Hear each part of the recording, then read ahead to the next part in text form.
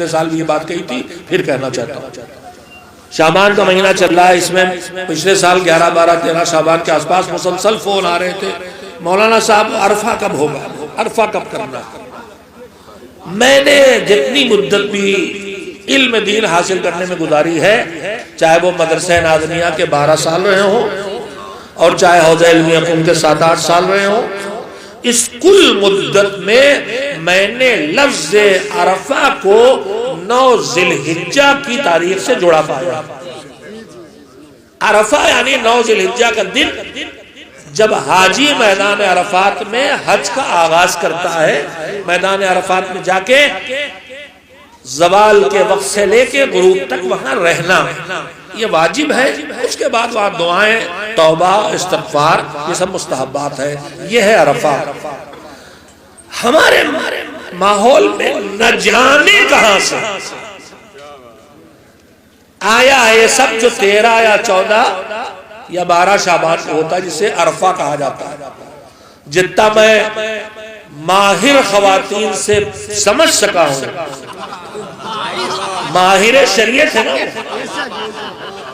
اس سے میں سمجھا ہوں کہ اس میں فاتحہ یا مجلس جو کچھ بھی ہوتا ہے، ان کا خیال یہ ہے کہ ابھی تک روحیں معلق تھی، ان کی جگہ معین نہیں ہوئی تھی، عرفہ کے دن الاٹمنٹ ہو رہا ہے۔ میں یہ سمجھا، یہ رحمت پروردگار کے خلاف تصور ہے، اور اس کی مذہب میں کہیں کوئی جڑ نہیں ہے، خالص رسم ہے۔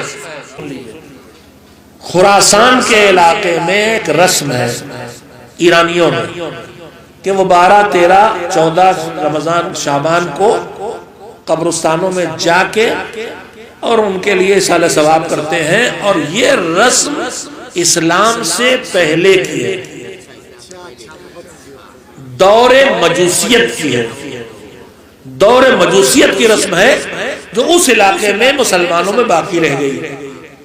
مجھے نہیں معلوم اسلام میں 13، 12، 14 شعبان کو خاص کر کے کسی ایصال ثواب کا حکم جو بنام عرفہ ہو کہیں دیکھنے کو نہیں ملا، لیکن ہمارے گھروں میں اس کا کتنا اہتمام ہوتا ہے اور کتنا ہنگامہ مچتا ہے، عرفہ ہے، عرفہ ہے، عرفہ ہے۔ اسی طرح سے اسلام نے ایصال ثواب کی نہ کوئی تاریخ رکھی ہے نہ کوئی دن رکھا ہے۔ اب یہ کہاں سے شریعت آ گئی کہ 40واں 40 دنوں سے پہلے ہونا چاہیے، اور عرفہ سے پہلے 40واں اور 40ویں سے پہلے عرفہ، نہ جانے کیا کیا۔ بھائی اگر اس کا کوئی حقیقت سے تعلق ہو، دین سے تعلق ہو، تو ہم جیسوں کو پتہ بھی چلے۔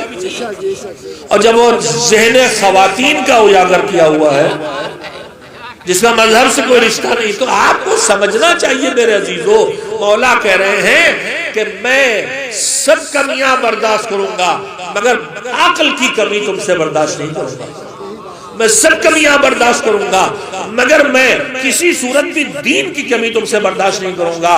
آج ہمارے پورے ماحول میں رسم و رواج اس بری طرح سے چھائے ہوئے ہیں کہ ہم انہی کو مذہب سمجھ رہے ہیں۔